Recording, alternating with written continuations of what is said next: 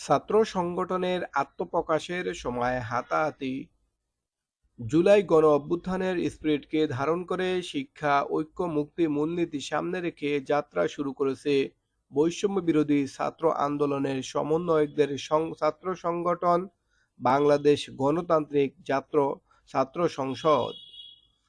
গতকাল বুধবার ঢাকা বিশ্ববিদ্যালয়ের মধুর ক্যান্টিনে বিকাল ৩টায় সংবাদ সম্মেলন করে আত্মপ্রকাশের কথা থাকলেও নতুন ছাত্র সংগঠনটি সম্পূর্ণ ঢাকা বিশ্ববিদ্যালয় কেন্দ্রিক করার অভিযোগ তুলে সেখানে বিভিন্ন বেসরকারি বিশ্ববিদ্যালয়ের শিক্ষার্থীরা বিক্ষোভ করেন।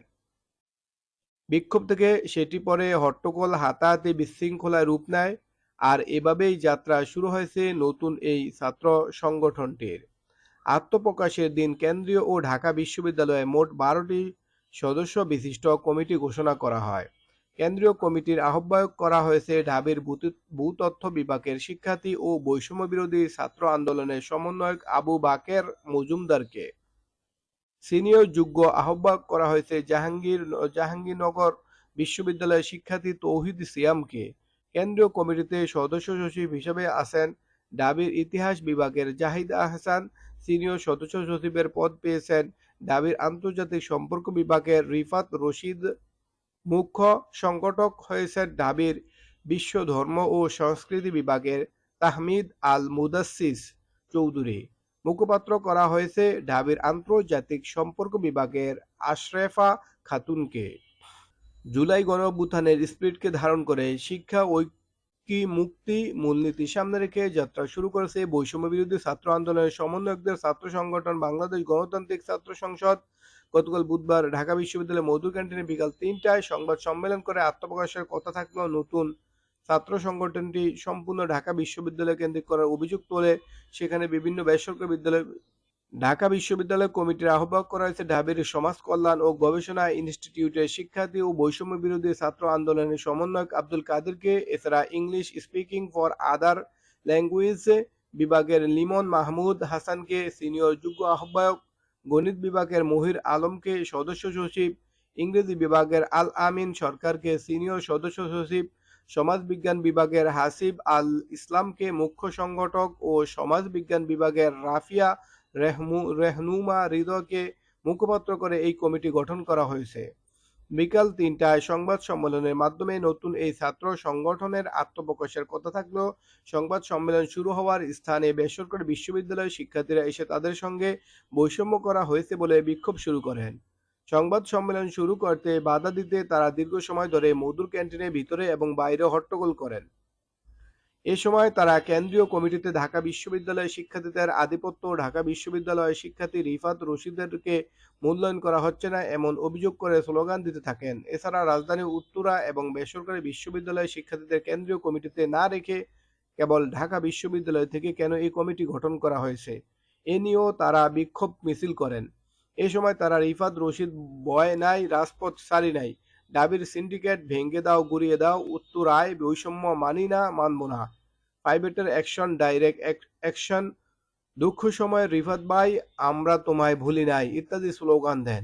বিকাল ৩টা থেকে এমন স্লোগান ও বিক্ষোভ চলতে থাকলে নতুন ছাত্র সংগঠনের নেতাকর্মীরা ঢাকা বিশ্ববিদ্যালয়ে কেন্দ্রীয় ছাত্র সংসদ ভবনের ২য় তলায় বৈঠক করতে থাকেন। এক পর্যায়ে বিকাল ৪:৩০টার দিকে নতুন ছাত্র সংগঠনের নেতাকর্মীরা ডাকসু ভবন থেকে বের হয়ে বিভিন্ন স্লোগান দিতে থাকেন। নতুন এই ছাত্র সংগঠনের নেতাকর্মীরা গণতান্ত্রিক ছাত্র সংসদ জিন্দাবাদ জিন্দাবাদ, শিক্ষা ঐক্য মুক্তি মুক্তি ইত্যাদি স্লোগান দেন। এরপর তারা মধুর ক্যান্টিনের সামনে গিয়ে সংবাদ সম্মেলন করার চেষ্টা করলে বেসরকারি বিশ্ববিদ্যালয়ের শিক্ষার্থীদের সঙ্গে তাদের কথা কাটাকাটি হয়, যা একসময় হাতাহাতি ও ধাক্কাধাক্কিতে রূপ নেয়। এভাবে স্লোগান পাল্টা স্লোগান, হাতাহাতি ধাক্কাধাক্কি চলার মধ্যে দিয়ে বিকাল ৫টায় মধুর ক্যান্টিনের বাইরে থেকে ভিতরে গিয়ে দল ঘোষণা করা হয়। এ সময় বেসরকারি বিশ্ববিদ্যালয়ের শিক্ষার্থীরা এই ঘোষণা আটকানোর চেষ্টা করেন, কিন্তু নেতাকর্মীরা তাদের আটকে রাখেন। দল ঘোষণা শেষে নেতাকর্মীরা বের হয়ে যাওয়ার সময় ঢাকা বিশ্ববিদ্যালয়ের শ্যাডো এবং মল চত্বরমুখী রাস্তায় মারমুখী হয়ে ওঠেন বিক্ষুব্ধরা। এ সময় ধাওয়া পাল্টা দেওয়ার মধ্যে আহত হন ঢাকা বিশ্ববিদ্যালয়ের কবি জসিমউদ্দিন হলের ১৮ থেকে ১৯ সেশনের শিক্ষার্থী আকিবুল হোসেন, সূর্য সেন হলের ইসলামিক হিস্ট্রি বিভাগের শিক্ষার্থী রিয়াজ উদ্দিন ও বেসরকারি বিশ্ববিদ্যালয়ের শিক্ষার্থী সুহাস আলী মিশু। তারা ঢাকা মেডিকেল কলেজ হাসপাতাল এবং শহীদ মোতাজ্জা মেডিকেল চিকিৎসা গ্রহণ করেন বলে জানা যায়।